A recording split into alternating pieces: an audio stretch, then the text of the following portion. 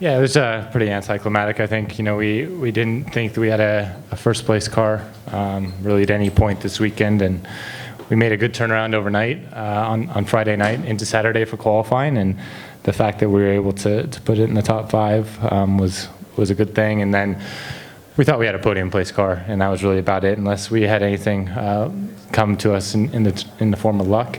So it was good to just kind of capitalize on what we thought was our maximum today, and obviously finishing in front of Joseph was a good thing. You were gaining quite a bit in the lighter stages of the race, but then you caught the same traffic that the leaders had. I assume that's how it played out for you.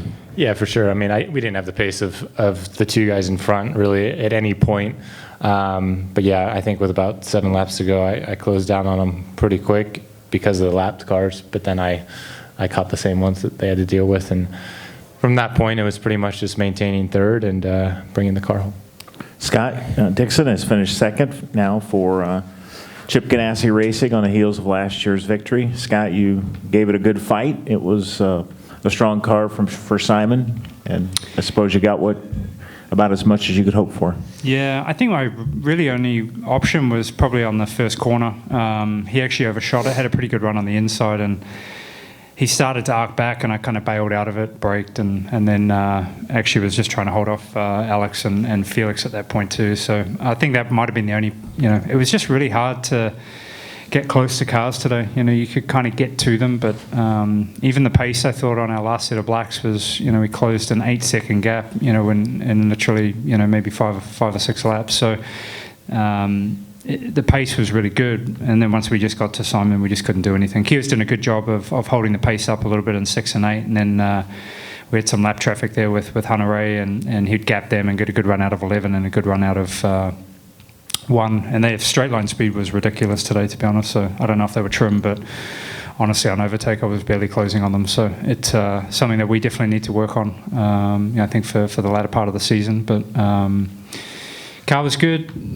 I made a pretty big mistake, probably around lap 12 or 15, where I hit the inside wall in 9 and bent the suspension pretty bad. Actually thought I had a puncture, and then luckily it wasn't too bad. The steering was just bent, and we had a bunch of toe in, I think, so it was enough to get to the end, but not ideal.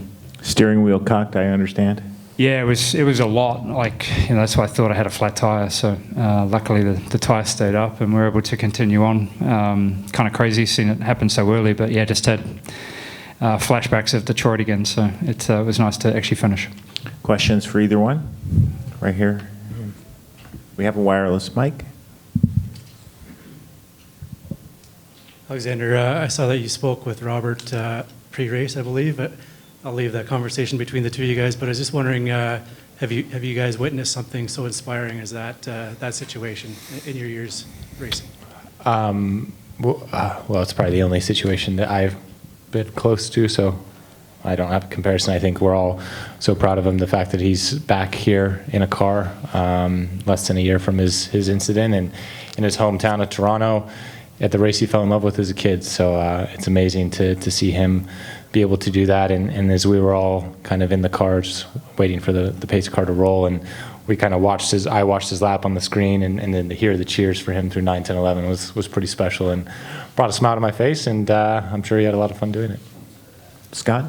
Yeah, impressive. I think a lot of us had the chance to actually, go and hang with him in Denver through his rehab, for a couple of days, and the effort the guy's putting in is unbelievable. He's talking 6 to 8 hours a day. He's been working. So he's definitely giving it everything, and he's seeing good gains. And as Alex just said, it was impressive to see him back here, and him and Carly going around today, and just seeing the crowd's reaction was it definitely put a smile on everybody's faces. So it's really cool to see.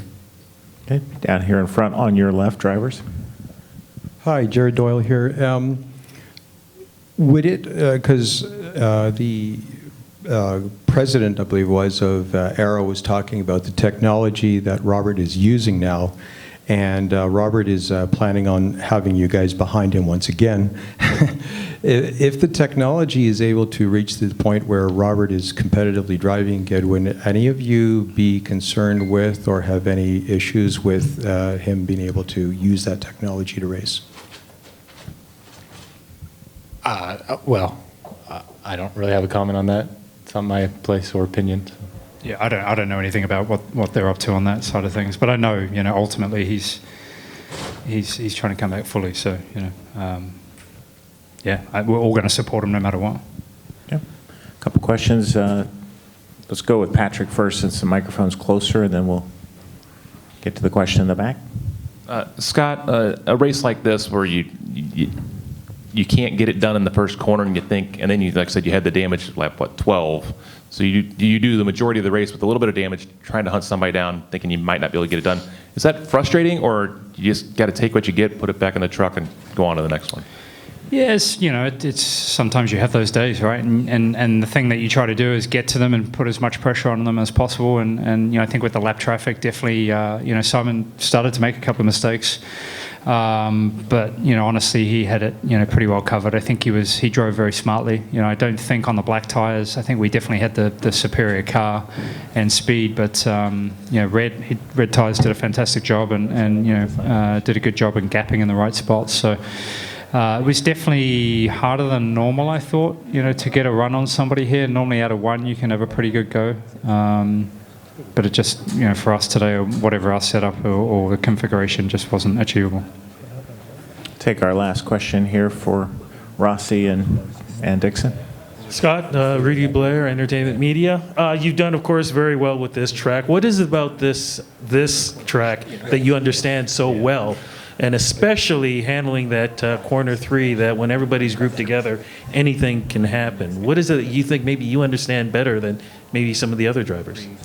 I don't know. I think at this point everybody's extremely good. It's just some of the teams, hit the track a little bit better, and if you start with a little bit of a gain, it's really hard to catch up. I think on just how our weekends are and how short they are. This is a track that or a configuration that Ganassi is very strong. It's also a track that I really enjoy. It's pretty high commitment and everybody's rubbing walls. But even as you saw in qualifying, I think the first 12 were within half a second or something or less, maybe 3-4 tenths. So it is tight. It's fun. I really enjoy this place. I love coming here. The fans are great.